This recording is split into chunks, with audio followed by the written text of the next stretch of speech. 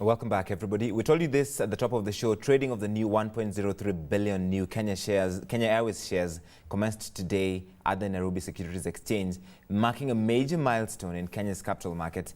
And one of Africa's leading carriers, Karuri, attended the event and filed this report.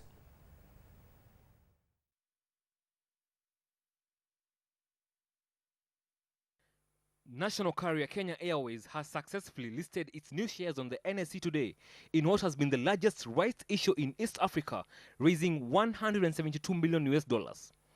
The listing, which was preceded by a 70% subscription rights issue, has boosted confidence in the stock market, which is up just over 15% this year. The listing of the 1.03 billion shares of Kenya Airways will catapult the market capitalization of Kenya Airways by approximately 13.8 billion Kenya shillings, which moves it from a ranking position of 27th to 12th position. And fortunately, it is happening at a time when the market is on its rebound. And the stock market has benefited from the downward trend in the interest rates, which has supported the equity market, and as a result, we have seen the NSE 20 share index move upward by about 15.27% from the beginning of the year to yesterday's figures of 3694.11 from about 3200 at the beginning of the year. Kenya Airways is currently cross-listed across Kenya, Uganda and Tanzania stock exchanges and had priced its 250 million cash call at 14 shillings per share.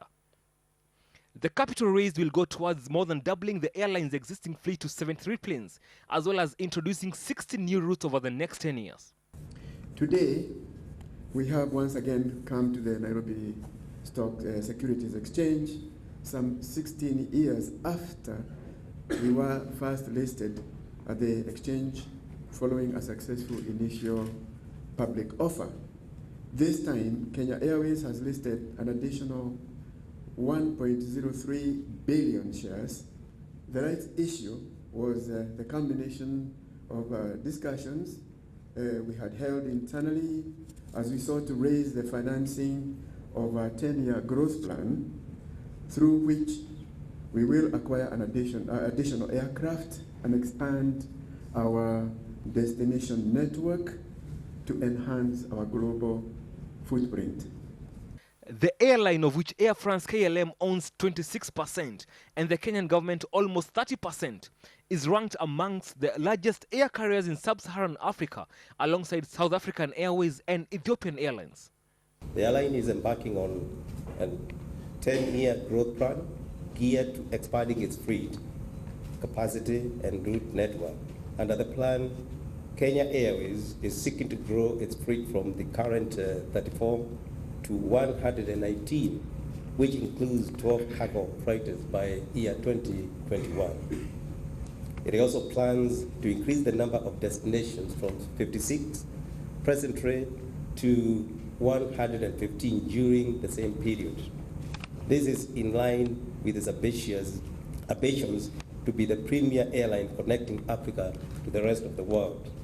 The listing of the new shares also comes at a time when the country's market authority is embarking on plans to deepen Kenya's capital markets. I do say that we are at an advanced stage of demutualization of the NSE, working with the NSE and its members. And I'm glad to note that the members of the NSE board have changed. The policy and regulatory framework is in place. It's just awaiting again gazettement, but we believe these policy and regulatory measures will really pave the way for our stock exchange to continue being very competitive globally.